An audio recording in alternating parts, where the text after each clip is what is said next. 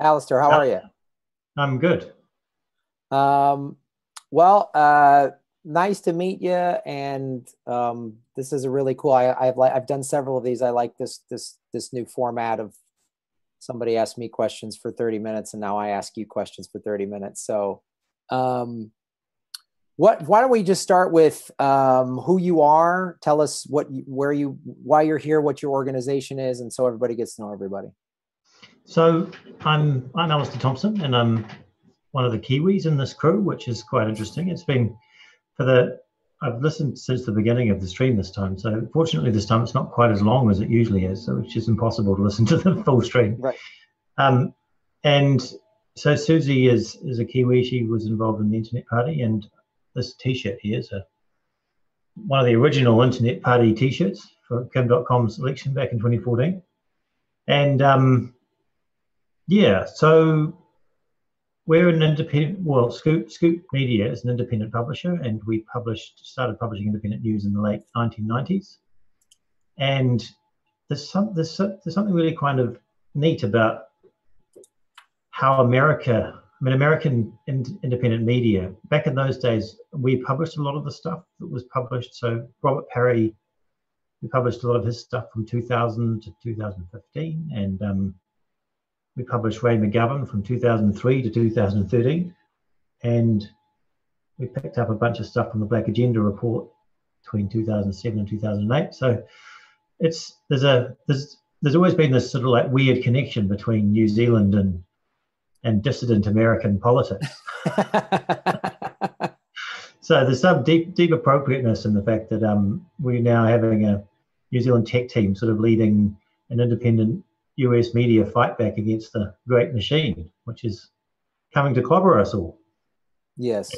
And that's why I'm here. I mean, I see the plight of Julian as being a plight of all of us, really. I mean, independent media is under attack, and it became really apparent that that was the case in the last two vigils, that we started to see the rolling out of some of this new Twitter and Facebook, and I mean, Alex Jones, I think, was basically busted after the first. I mean, after the July one, maybe. No, Yeah. it was after the August one. But I mean, it's very recent. It's happening really rapidly. And well, they've lost. I mean, they control everything else.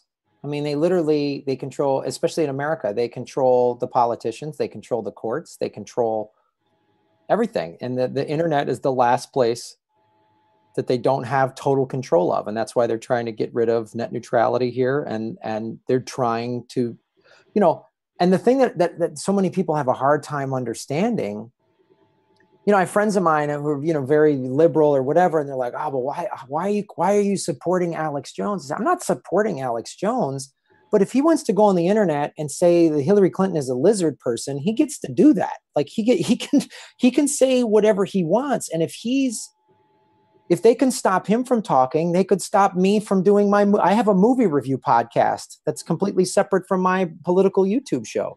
They could stop you from doing anything.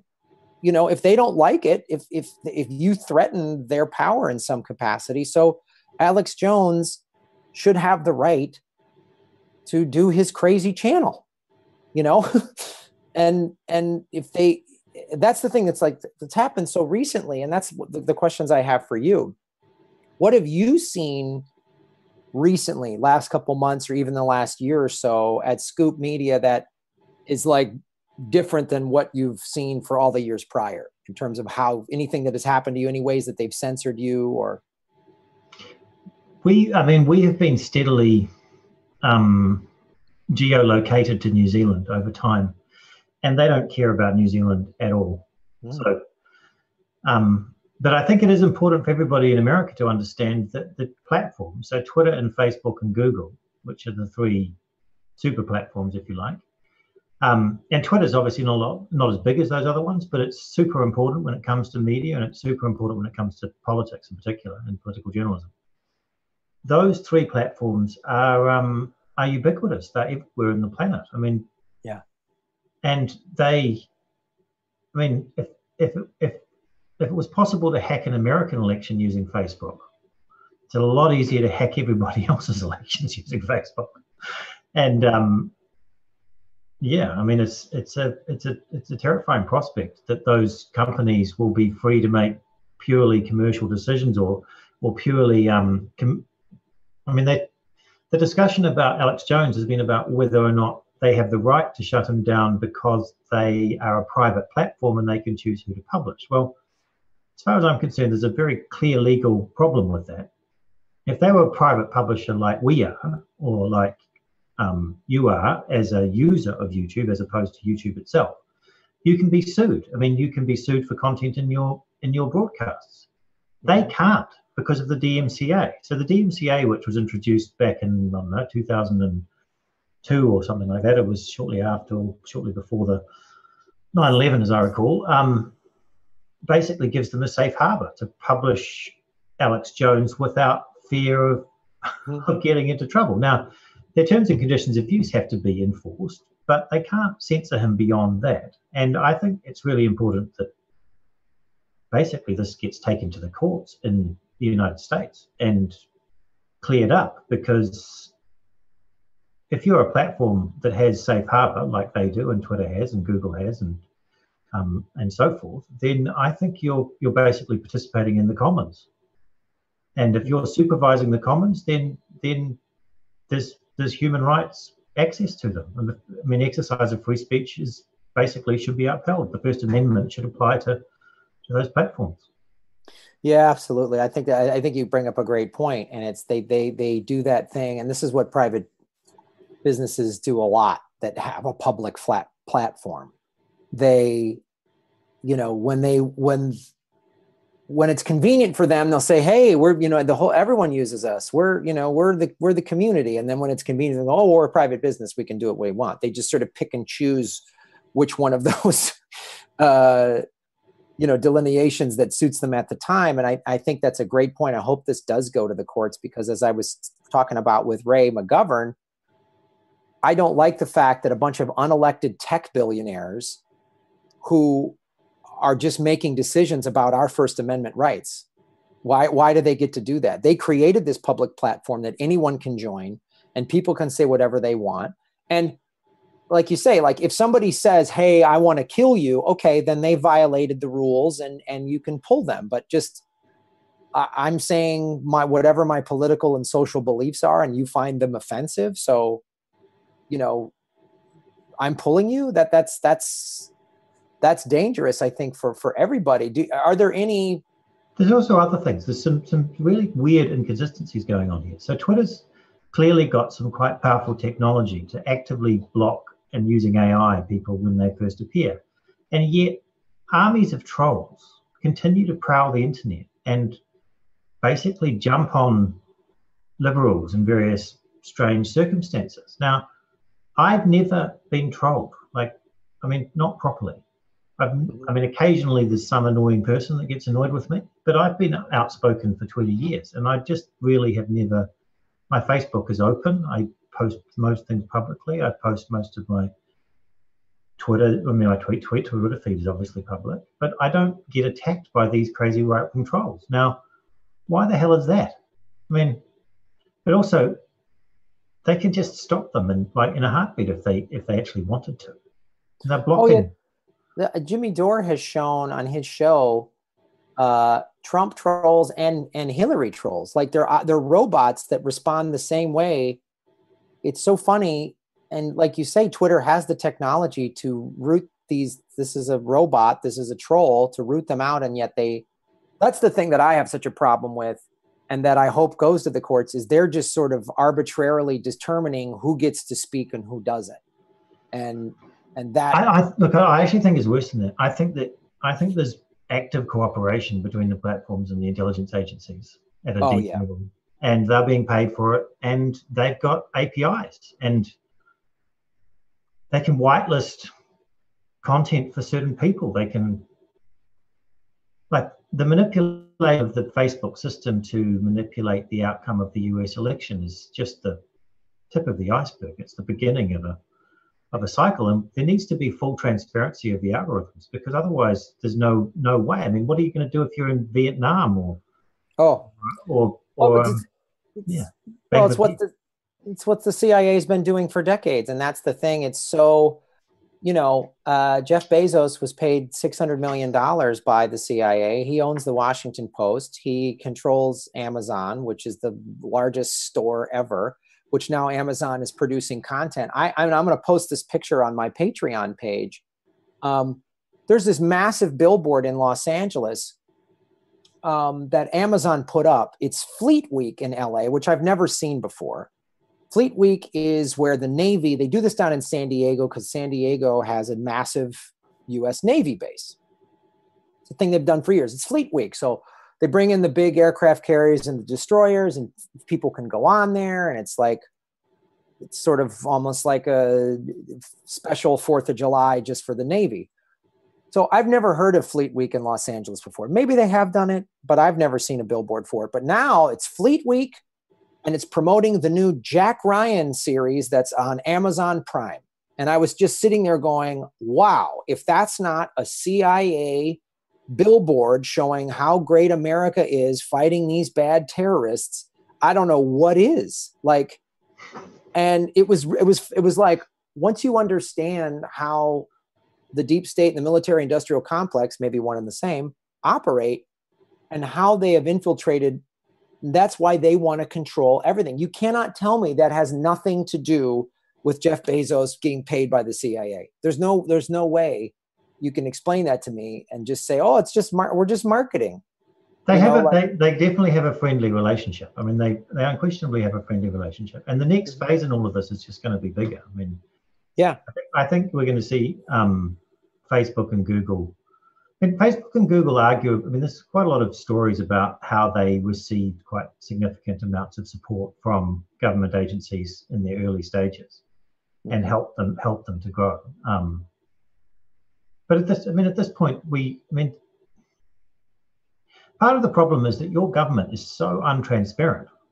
Like when it comes to, so the next guest on this show who's coming up soon is another person who's been written for Scooper for years. It's Catherine Fitz, and she started writing for us back in, I don't know, the early 2000s about the missing money. So you probably haven't heard this story, but it's $21 trillion missing from the US budget, and in the most recent episode, so in 2015, the US Army lost $6.5 trillion. They lost it in their accounting system. So their entire budget is only 120 billion. So they lost something like 90 times their budget inside their own accounting system in 1 year in 2015. So what you're telling me is the Russians have hacked the Defense Department's software, their QuickBooks.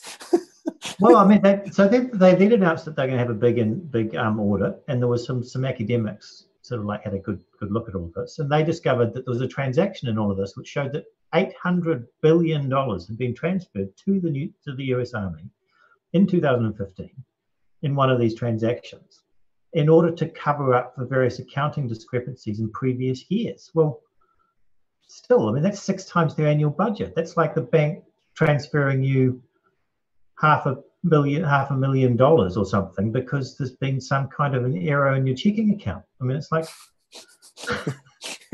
I wish they would do that. That'd be nice for me. I could really upgrade my studio, but...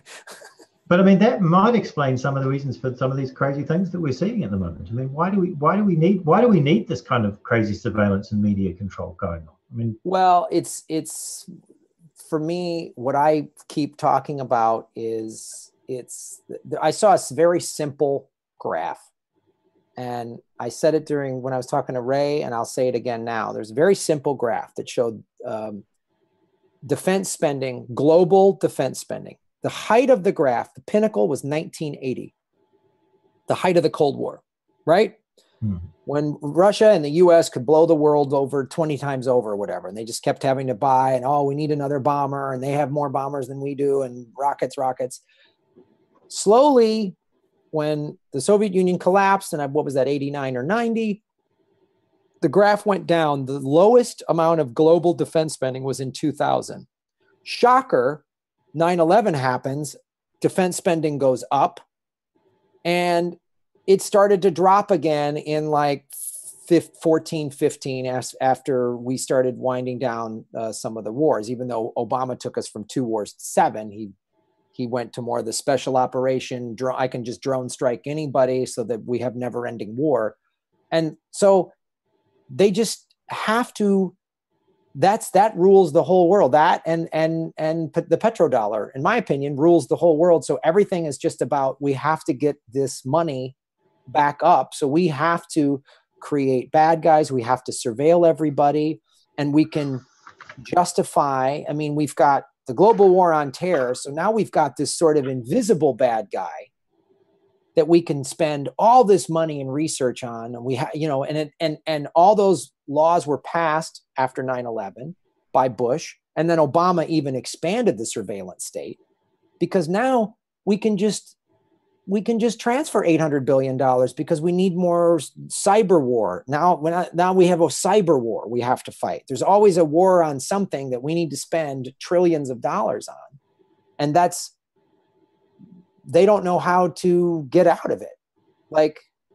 And the carbon bubble, which is tied to all of this, in my opinion, that the governor of the Bank of England 3 years ago gave a speech saying the carbon bubble, meaning fossil fuel investment, if that collapses, the whole world's economy could have collapsed. And he said, what the problem is, it's not when we run out or whatever, it's when investors don't see a long-term return on their investment. When investors start going, oh, we're going to be, and you start seeing all these countries are saying we're not going to sell gas cars by 2030. Like India said it, all these other countries are starting to say it.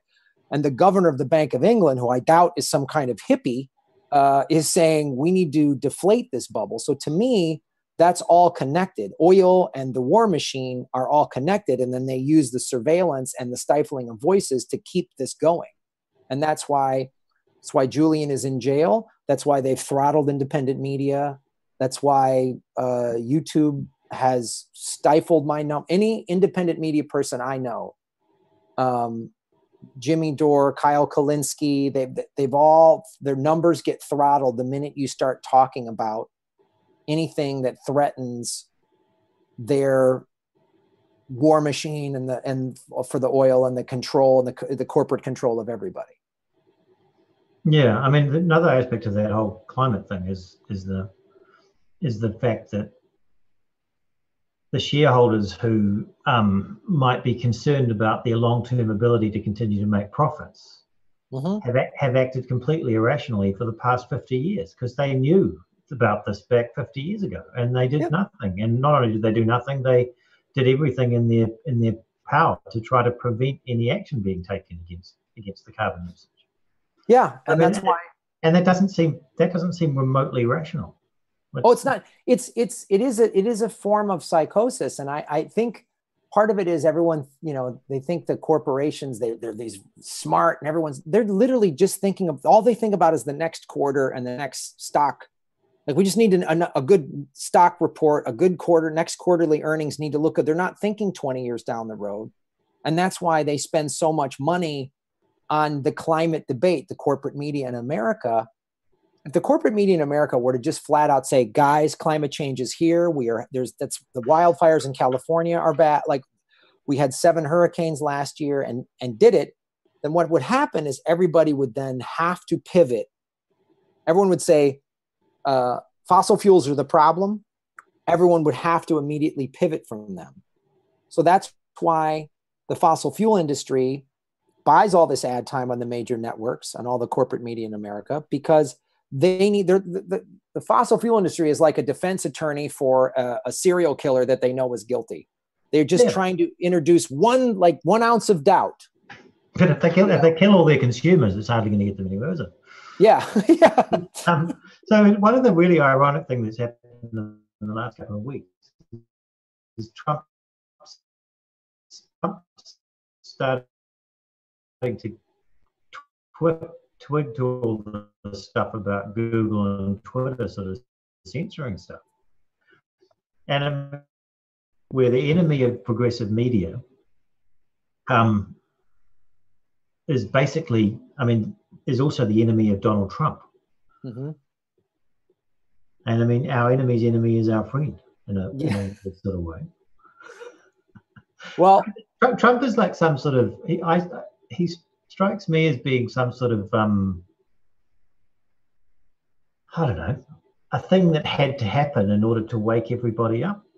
I mean, it does look as though in the last few weeks, it does look as though this midterm election is going to be a true watershed in US politics and progressive politics and youth turnout and women's turnout and women's participation in stuff. And all of this stuff is happening as a result pretty much directly of Trump. And had Hillary Clinton been elected, I can't imagine any of this stuff would happen.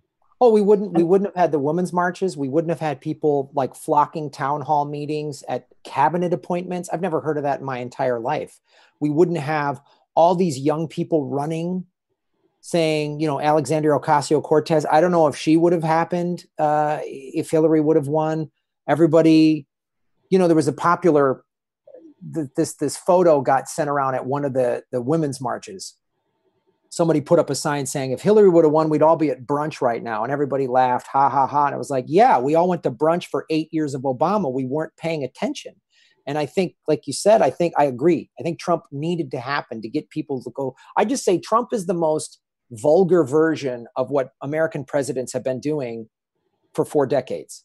I mean, Obama was nice and polite, and he got the Nobel Peace Prize, and he blew apart. He killed so many poor brown people in the Middle East. He deported 2 million people, but his tweets were polite. You know, George, and now people on the left are like, boy, we miss good old nice beer drinking George W. Bush. Oh, the guy that lied about the war in Iraq. Got it. Like it's, and I think those guys were nice and polite and they didn't have any offensive tweets. And Trump is just the ugliest, most vulgar version of what the American kleptocracy, we do not have a representative democracy at all. It's not transparent at all. And you're right. I think we needed him. I don't know that I would have gotten involved in politics. I don't know that I would have started my political vigilante YouTube show, which I've started to go back to YouTube. I've started to put videos on Daily Motion because they're not going to throttle me yet unless Google buys them or whatever. But I'm about to leave here in a couple minutes, but I want to. I was just thinking there's a way to bring this back to WikiLeaks and to Julian Assange.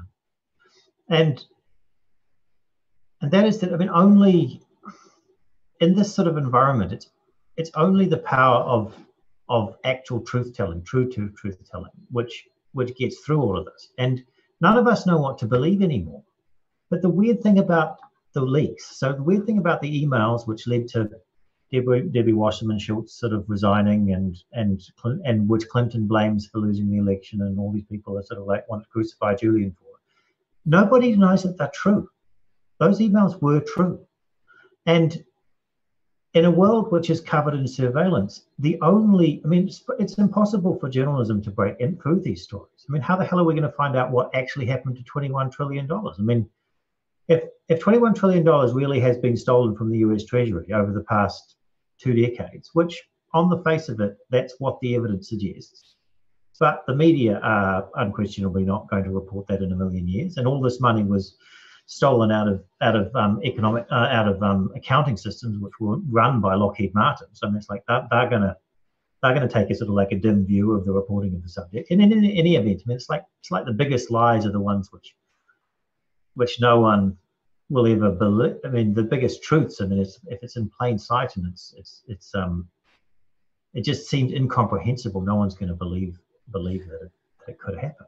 I think that's the issue, and why it's easier, I think, in some people's minds, especially Americans, to just go, oh, well, Julian must be working with Russia, because the reality that the American government is this corrupt and that there is a surveillance state, that the deep state is doing this, is harder to believe. I think it's like, you know, when all these, and it's happening again in Pennsylvania, when like these Catholic priests pedophile things come out, some people just go, nope, didn't happen. Nope, the church would never do. They don't want to hear it. And I think that's part of the problem, is people just go, no, America, we're the good guys. I know we're not perfect. We're the good guys. Nope. It must have been these one or two people colluding with the big bad Russians over there. And not that Russia doesn't do corrupt things too. They're a corrupt government, just like everyone. Most governments are corrupt. But this idea, Americans are just having a hard time waking up to the fact that we're not the good guys. We haven't, you know, most of our wars are for profit. I mean, you read or Smedley Butler, that World War I general who, and I posted his speech that he gave in the late 30s. He said, he talked about all the wars he did in the Philippines and Central America that were just for American corporate interests back in the 1800s. I mean, World War I was America got involved in World War I because of a marketing campaign, because George Creel was appointed by Woodrow Wilson to create the Creel Commission to sell Americans on the war that at the time they viewed World War I as a Wall Street war. That's what it was called. Well, it was enormously profitable. It basically bought them Europe. I mean, yes. Second World War bought them the rest of the United Kingdom that they didn't already own. Yeah. I want to ask you this before I go. Do you think the fact that, as you said earlier, that no one's paying attention to New Zealand, do you think that puts you in an advantage because they're sort of, America is arrogantly not giving you credit or paying attention, as you as an independent journalist from New Zealand? I definitely think that's exactly what happened for the first decade of the internet. I mean, no one really noticed that we were there, and I mean, a few people did, but I mean, it was wonderful because not only that, the Google hadn't really cottoned onto time zones with its search engine either. So our time zones were always the most recent because we were in the as far as east as you can possibly go. So we ranked really, really highly. Half of our audience was American for the first, I don't know, 8 years. Nice. It was, but yeah, I mean, I think there is, I think also Europe. It's not just New Zealand. I think at the moment Europe is the new safe zone. I mean, the GDPR is like the privacy stuff. I don't know if it's had much impact there, but I mean, you're being asked every day when you go to any website whether or not you want to let them store your cookies, and there's various opt-out mechanisms. That's all because of the EU, and the EU potentially can probably regulate the internet giants more effectively than the US Congress, I would imagine. Well, that's tremendous, Alistair. Thank you so much for being on this. I'm going to jump off. I've started following you on Twitter because Susie Dawson gave me your Twitter handle. Please follow me back because I would love to interview you one-on-one for my show, The Political Vigilante. And everybody out there, please go to GrahamElwood.com and follow me on Twitter at GrahamElwood and watch my show, Political Vigilante. And I have a Patreon page, patreon.com/GrahamElwood. So thank you so much for having me on the show. And thanks for talking to me, Alistair. That was very